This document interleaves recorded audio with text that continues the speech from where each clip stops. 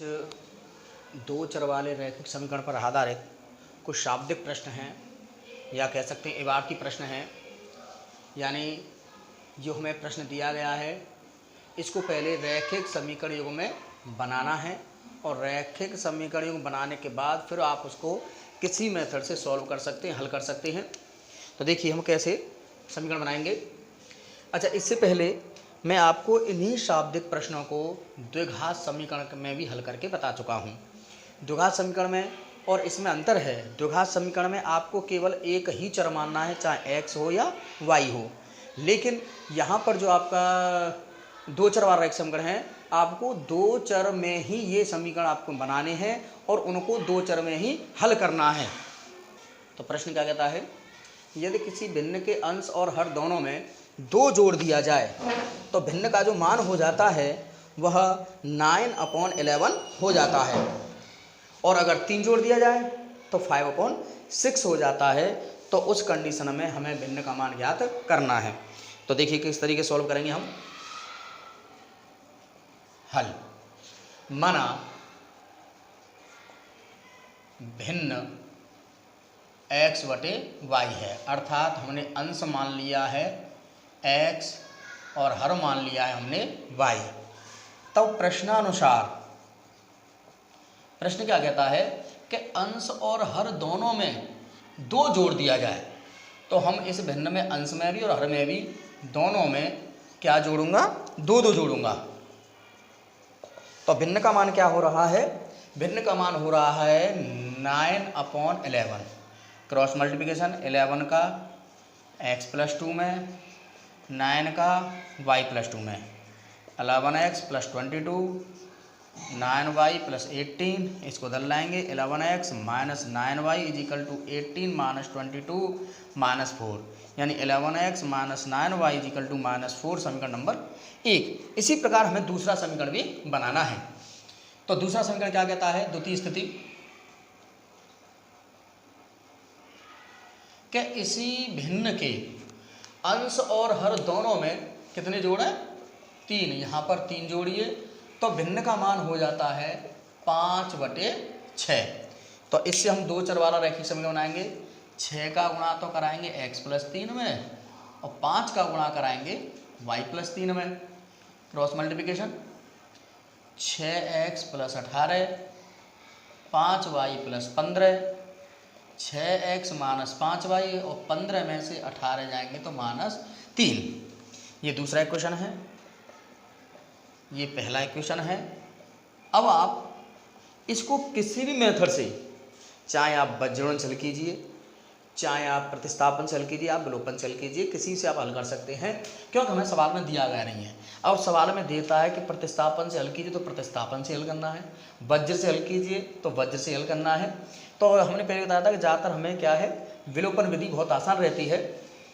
यहाँ पर 9 है, यहाँ पर 5 है, तो दोनों का एलसीएम हुआ 45। तो 45 करने के लिए यहाँ तो गुणा कराना पड़ेगा 9 का और इसमें गुणा कराना पड़ेगा 5 का, अर्थात समीकरण 2 में 9 का और समीकरण 1 में 5 का गुणा कराइए जरा। 9 × 6 = 54, 9 × 5 = 45, 9 × 3 = 27, 11 × 5 = 55 और 9 × 5 = 45 और 5 × 4 = 20। अब क्योंकि चिन्ह दोनों के एक जैसे हैं तो हम क्या लिखेंगे, यहाँ घटाने पर ये माइनस, ये प्लस, ये प्लस। तो माइनस के 55 और प्लस के 54 तो माइनस के x बचेगा, 20 और माइनस के 27 तो माइनस के 7 बचेगा। तो x बराबर तो हो गया आपका 7। अभी हमें y का मान और निकालना है। तो y के मान के लिए किसी भी इक्वेशन में आप रख सकते हैं। जैसे हमारा इक्वेशन ये था 6x - 5y = -3। तो 6 × 7 - 5y = -3, ये हो गया 6 × 7 = 42, को धल लाएंगे तो प्लस के 3 और ये 5y। तो y = 42 है, तो 42 और 3 45 में 5 का भाग 9 बार। तो x का मान आ गया 7 और y का मान आ गया 9। हमने जो भिन्न मानी थी वो मानी थी x/y, अर्थात 7/9, ये आपका उत्तर आएगा। अगला सवाल देखेंगे हम। अगला सवाल हम देख रहे हैं किस तरीके का है, बहुत इंटरेस्टिंग सवाल है कि 5 साल बाद जैकब की आयु उसके पुत्र की आयु की 3 गुनी हो जाएगी, यानी 5 साल बाद, और 5 साल पहले जैकब की आयु उसके पुत्र की आयु की 7 गुनी थी। अगर जैसे हम थोड़ा जनरल वे में लें कि इस समय अगर मेरी आयु 35 साल है तो 5 साल पहले 30 साल, 5 साल बाद 40 साल। अगर हम 5 साल पहले की बात करेंगे तो उसमें से उम्र घटेगी, 5 साल बाद की बात करेंगे तो उम्र उसमें जुड़ेगी। तो यही यहाँ पे हमें देखना है, और हम पहले कह चुके हैं कि हमें क्या करना है कि समीकरण को 2 चर वाले रैखिक समीकरण में बनाना है। इससे पहले वाला जो हमने भिन्न वाला लिया था, हम चाहते तो उसको 1 चर में भी बना लेते, लेकिन वो द्विघात बन जाता। इसको भी चाहेंगे तो हम 1 चर में लेके चल सकते हैं, लेकिन फिर वो द्विघात बन जाएगा, फिर उसको द्विघात समीकरण से हल करना पड़ेगा। अगली बात, जो पेपर में आपका सवाल आएगा वो कह के नहीं आएगा कि ये द्विघात समीकरण का है या आपका 2 चर वाले रैखिक समीकरण का है। आप किसी मेथड से उसको हल कर सकते हैं, बशर्ते आंसर एकदम सही आना चाहिए। आप इस सवाल को या पहले सवाल को, दोनों को आप किसी मेथड सॉल्व कर सकते हैं। देखिएगा, 5 साल बाद जैकब की आयु, तो पहले हम मानेंगे, माना जैकब की आयु बराबर x वर्ष, उसके पुत्र की आयु कितनी मानेंगे आप, y वर्ष। तब प्रश्नानुसार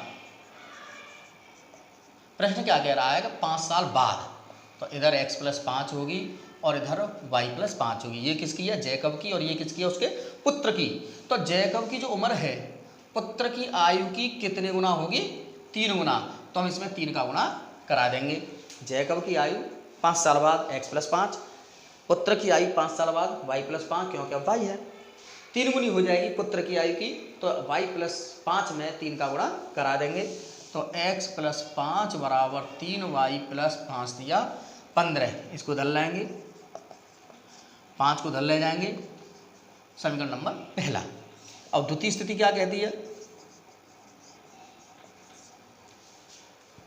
5 साल पहले घटेगी, जैकब की x - 5 और पुत्र की y - 5, कितनी गुनी होगी, 7 गुनी। तो आप इसमें 7 का गुणा करा दीजिए, 7y - 35, इसको धर लाएंगे, x - 7y, तो x - 7y बराबर -30।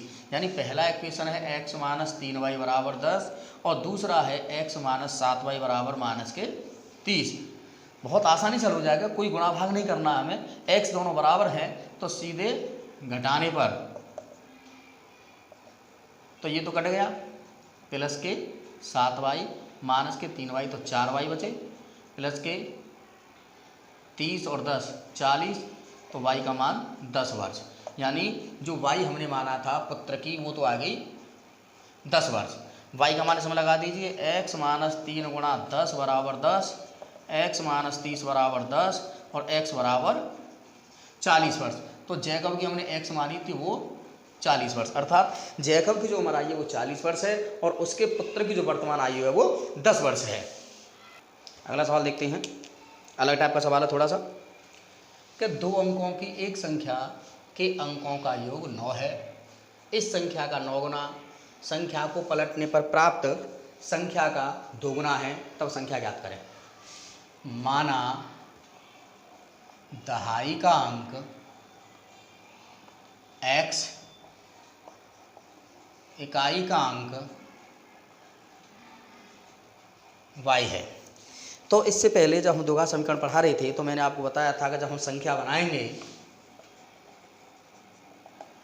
तो वो क्या होता है, 10x + y, कि दहाई के अंक में 10 का गुणा कराएंगे और इकाई के अंक में 1 का गुणा करा के जोड़ देते हैं तो हमारी संख्या प्राप्त हो जाती है। अच्छा, प्रश्नानुसार उसने कहा है कि अंकों का योग 9 है, तो हमारे अंक x और y हैं, तो पहला समीकरण हो गया x + y बराबर 9। बहुत ईजी हो गया, सवाल में से निकल के आ गया, कुछ किया धरा नहीं हमने, ध्यान रखेंगे ये चीज़। अब अगला कंडीशन है कि इस संख्या का 9 गुना, तो हमने जो संख्या बनाई है वो 10x प्लस वाई बनाई है। तो संख्या का 9 गुना पलटने पर प्राप्त संख्या का 2 गुना। तो संख्या है 10x प्लस वाई, उसका 9 गुना। पलटने पर प्राप्त संख्या होगी 10y प्लस के x, यानी इकाई का अंक यहाँ आ जाएगा और दहाई का अंक यहाँ पहुँच जाएगा। तो संख्या आपकी पलट गई। इसका क्या गुना है? 2 गुना है। तो 10 90x 9y 20y plus 2x, इसको उधर लाएंगे 88x, इसको उधर ले जाएंगे 11y, तो y बराबर हो गया 8x। अब इसमें लगा दीजिए, ये प्रतिस्थापन से बहुत अच्छा रहेगा, प्रतिस्थापन कर लीजिए। तो इसको समीकरण 1 मानिए, इसको समीकरण 2 मानिए। y का मान समीकरण 1 में रखने पर तो x प्लस वाई की जगह पे 8x बराबर 9, 9x बराबर 9, तो x का मान आ गया 1। अब x का मान 1 अगर यहाँ लगाते हैं तो y का मान जो आ गया वो आ गया 8। तो हमारी जो संख्या मानी थी हमने 10x प्लस वाई, तो 10 इंटू 1 8, उत्तर आ गया 18। अब इस संख्या का 9 गुना कितना होगा? 18। इस संख्या का 9 गुना और कितना होगा? 162।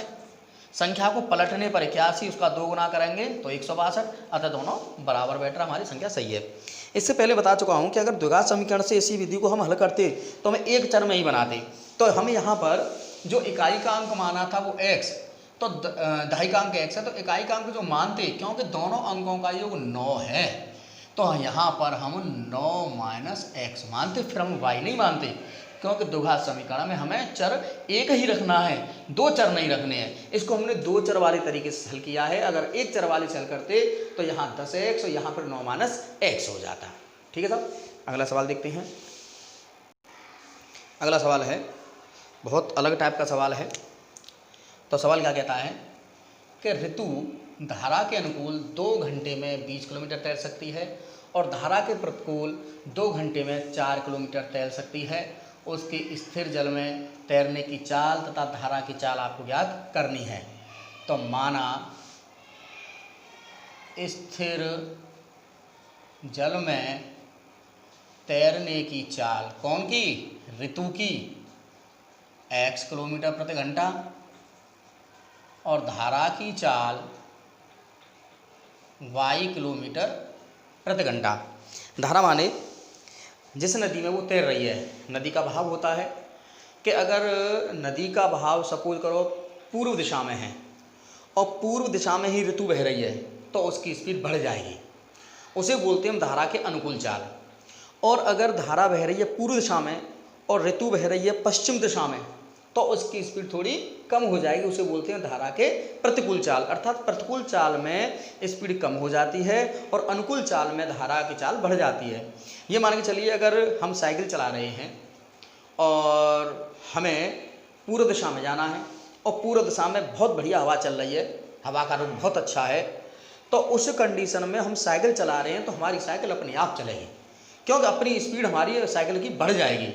लेकिन अगर हम पश्चिम दिशा में जा रहे हैं, पूर्व की दिशा में हमारी हवा बह रही है, तो हमारा साइकिल चलाना मुश्किल हो जाएगा, बहुत ज़्यादा हमें बल लगाना पड़ेगा और अपनी स्पीड भी बहुत बढ़ानी पड़ेगी, क्योंकि हमारी जो स्पीड है हवा कम कर रही है।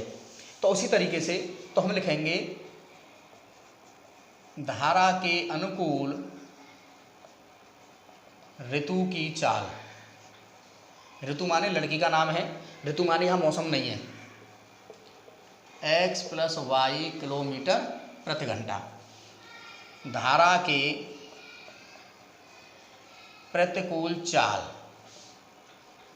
x माइनस वाई किलोमीटर घंटा। जैसे में समझ आया है कि प्रतिकूल में घट जाती है और अनुकूल में बढ़ जाती है। अब यहाँ पर अनुकूल है तो अनुकूल में जो चाल लगेगी वो ये वाली लगेगी। प्रश्नानुसार समय बराबर दूरी बटे चाल। समय 2 घंटा है दूरी 20 किलोमीटर है और चाल आपकी x प्लस वाई है। तो x प्लस वाई बराबर 20/2 यानी 10, यानी x प्लस वाई बराबर 10 अंक नंबर पहला। दूसरी कंडीशन में समय आपका 2 घंटा है, दूरी 4 किलोमीटर है और यहाँ x माइनस वाई होगी। तो 4/2 तो x माइनस वाई बराबर 2। आप इन दोनों को हल कर लेना। तो x का मान आ जाएगा 6 और y का मान आ जाएगा 4, अर्थात ऋतु की चाल 6 किलोमीटर है और धारा की चाल 4 किलोमीटर प्रति घंटा है।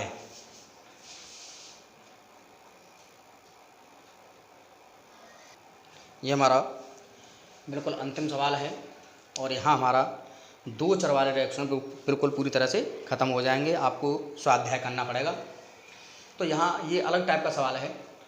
यश ने एक परीक्षा में 40 अंक अर्जित किए। यदि उसे प्रत्येक सही पर 3 अंक और गलत पर 1 अंक की कटौती की गई तब उसे 40 अंक मिले। ये तो खैर यूपी बोर्ड का एग्ज़ाम है आपका 10th का। कभी कभी हम क्या करते हैं कि कंपटीशन एग्ज़ाम देते हैं तो वहाँ पर नेगेटिव मार्किंग होती है। जैसे हम पॉलीटेक्निक की बात करें तो पॉलीटेक्निक में क्या होता है कि प्रत्येक सही के लिए आपको 3 अंक मिलते हैं, अगर आपका गलत है तो 1 अंक काट लिया जाता है। जैसे कि आपने 4 क्वेश्चन सॉल्व किए, आपने उसमें 3 गलत कर दिए, 1 सही कर दिया, तो सही के 3 अंक हो गए और गलत में 1 अंक कटता है तो 3 उसके कट गए, तो आपके डबल 0 नंबर आएगा, आपको 1 भी नंबर प्राप्त नहीं होगा।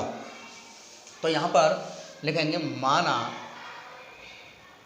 सही प्रश्न जो उसके थे वो x थे, या सही उत्तर लिख लीजिए, सही उत्तर जो किए हैं उसने x हैं और गलत उत्तर जो उसने किए हैं वो y है।